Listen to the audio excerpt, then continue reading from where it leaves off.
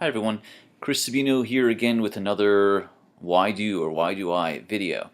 So in case you haven't watched any of these yet, this is just me blabbing. Honestly, it's me just sort of sharing a few thoughts I have about the whys. I mean, like I said before in the previous ones, there are many videos and many people that can help you figure out how to do things, but it's very important before any of that to think about the whys. And so the thing I'm going to talk about today, which is the big one when I do trainings, has to do with the gradebook.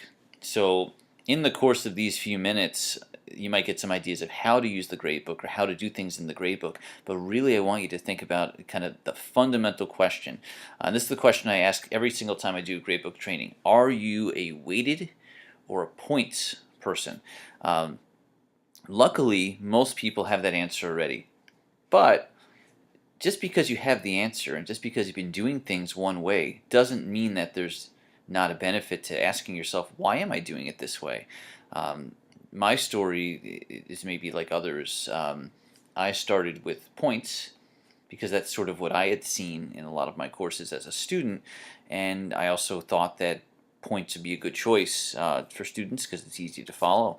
But after a few semesters doing points, I realized I did not like points. I preferred weights for various reasons. I can give you my reasons quickly as I'm navigating, so I'm just going to jump into my sandbox course, which has some fake students in it. So I can give you my quick reasons, and I'm not going to get fancy with this video, so I'm not going to list them out in words, so you just have to listen. So and by the way, as I'm doing this, you should be watching, the navigation. If you've never done this before, I'll kind of you can see the navigation happening.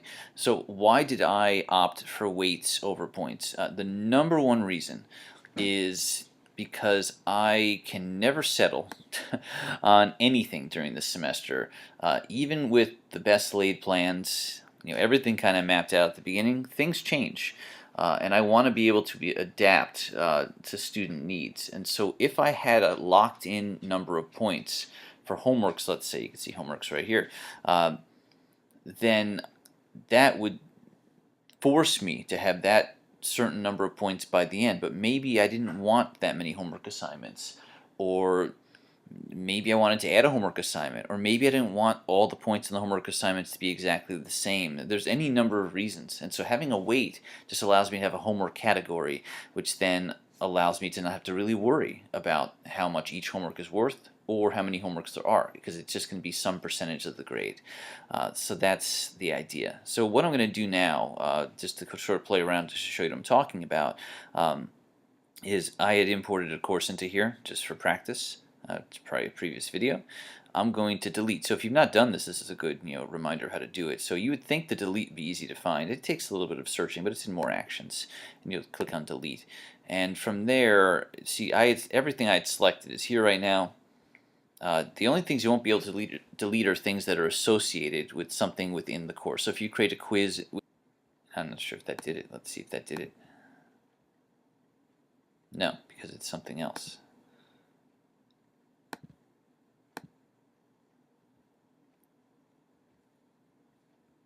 Aha, that's why, because I called it that one. Aha. So this is good. So you're wasting some time, but that's fine. You're sitting here, you've committed to watching this at this point. So you're in it for the long haul. But anyhow, I'll go back in. I deleted the wrong quiz. Remember, I renamed it. It's something different. I was playing, again, kind of practicing things. So I'm going to delete that one. Yes, and that's fine. Now when I go back in there, you should see it's no longer associated with anything. See, no more association. And now I can delete it. It'll let me do it. So little tip, you don't need to select them before you press delete if you want to reorder, though you do need to select them, so it's kind of funny that way. So we'll delete that. Yes, I want to do it, and it's gone. Now sadly, I need to delete all these other things individually. Now you can see all the associations are gone. So I click delete, and now I will have the ability to delete them all. See, now I can check those things. So, kind of a good lesson for all of us here. Check the associations first. All right, good. Now we have a clean slate. So if you're like most people, when you first set this up, you use the setup wizard, which is great. And it'll tell you, so currently it tells me what system I'm on. So let's say you go through the wizard and you're done, you got all your stuff set. Well, how do you change things as the semester's going? And that's something that people don't always know. But the trick is this settings right here. So everything within the wizard, and there's other gradebook trainings that I'm sure go into this, but this is just worth mentioning right now. The settings gives you all the options from the wizard and more. But the one you care about most, if you're going to talk about the difference between points and weights, is calculation options. That's the one where everything lives. And so this is where you could, at any point in the semester, switch from weights to points. Of course, there'll be some repercussions to that, things you have to clean up.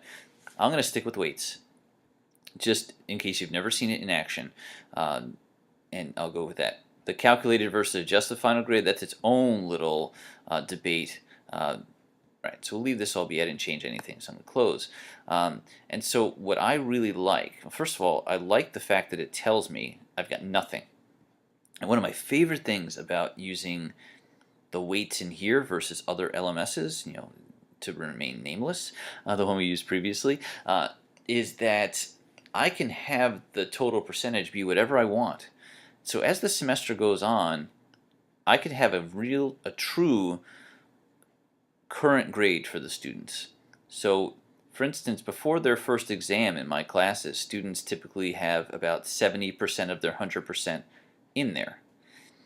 So I want them to know what they've earned out of that 70%, not out of the full 100%, because nobody could earn the full 100% before the exam comes. And so that's a really nice feature. On the other hand, the danger of the weights is that it will allow you to have things above 100%. And some things that you add by default will have a weight of 10%. And so you might have, if you're not careful, 140%. But it'll tell you that it's the case. And students will tell you too, especially if it's not in their favor. Okay, but one of my favorite things with this is that you can build everything as you go. So let's say I'm doing journals. So we go into discussions. Well, I won't do journals, I'll do regular discussion because that's a whole other thing and I don't have groups set up in this course. So I'm just going to create a new, I already have, I guess, I already imported some of these. Oh, I did do it already, so here I am lying to you. So I'm going to go into one of these topics I already created. I think I just did a quick copy of these things. And so it's in a forum, and yeah, it's nothing. There's nothing fancy here, but I'm going to go into assessment. And so at this point, I can create the grade item right there and then. I had to break for a second. I'm back. So I create the grade item right there and then. You could also create the grade item in advance. Again, you have a choice on that. And so I'm going to create the grade item here. I'm going to call it Journal 1, or whatever it is. I mean, and then there's no category. I haven't set up categories yet. If you had categories set up, you just choose it. And then, whatever. So here, I'm going to put I'm going to keep the weight there, but you could also have it worth nothing, which is fine. Can exceed, handy if you're going to have over the maximum number of points, and then bonus, that would be its own separate thing. It's either a graded item or a bonus item, so you have to do that. And then that's the same options as usual. And then, so I'm going to save. And so this item is worth nothing. And then I'm going to save and close because I've done everything else. Oh, important though. I think so. The score here is out of 5. Just should make sure that when I had that grade item, it was also out of 5. I think we're good on that. Let me just double check that I didn't get that wrong.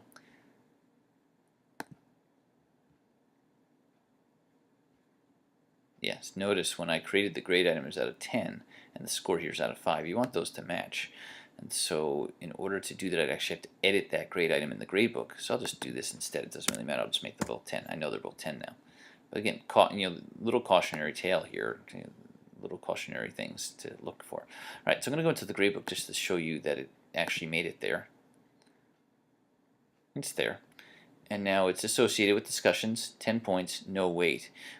One of my favorite features in Brightspace is the ability to bulk edit within the gradebook.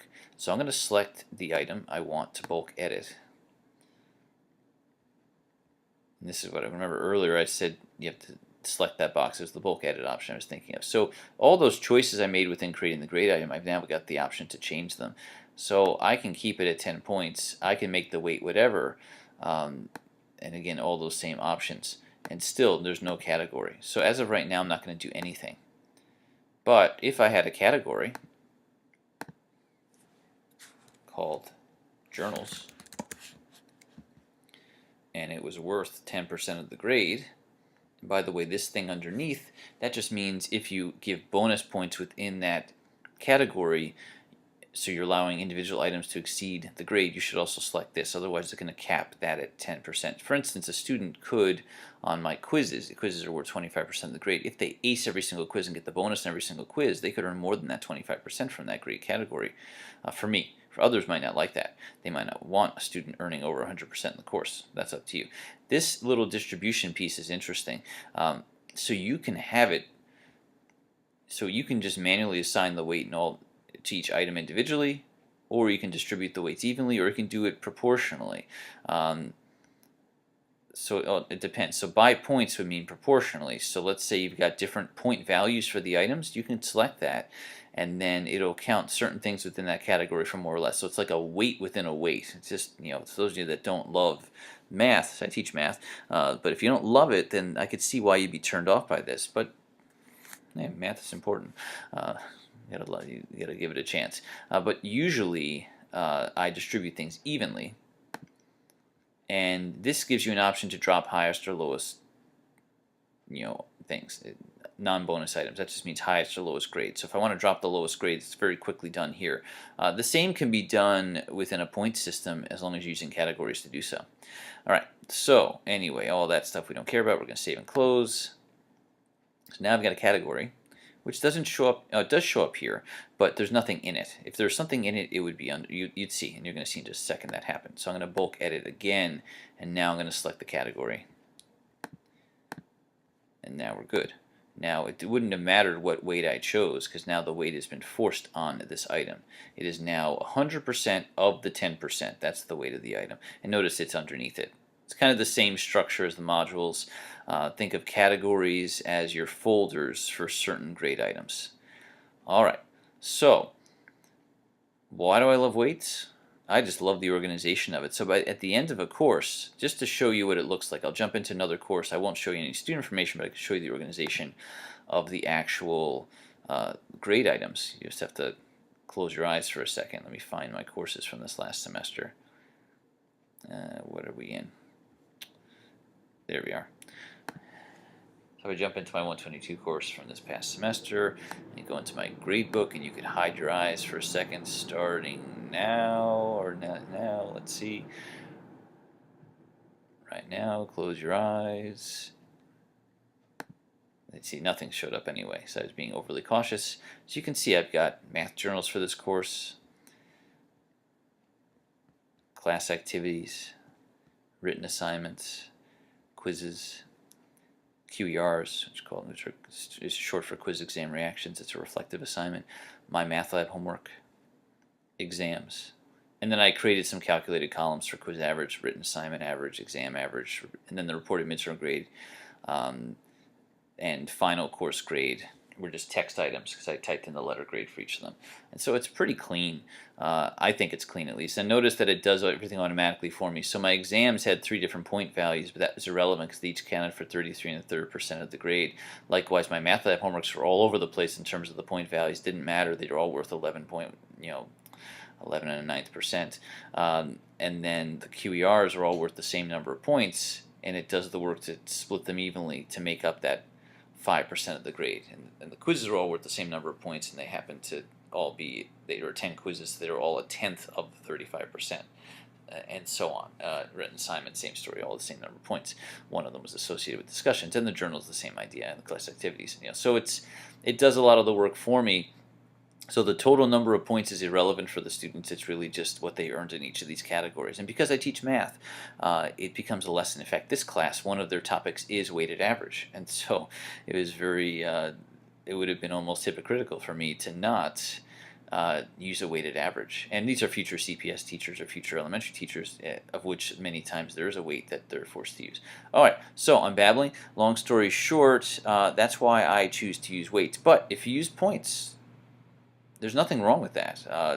I just want you to think about why you do that. Because who knows, maybe in 5 years I will be reconsidering everything I said in this video and using points. So that's it for now. Thanks for being patient and sitting through the 20 minutes. Maybe it was a little lullaby for you. I'll see you around.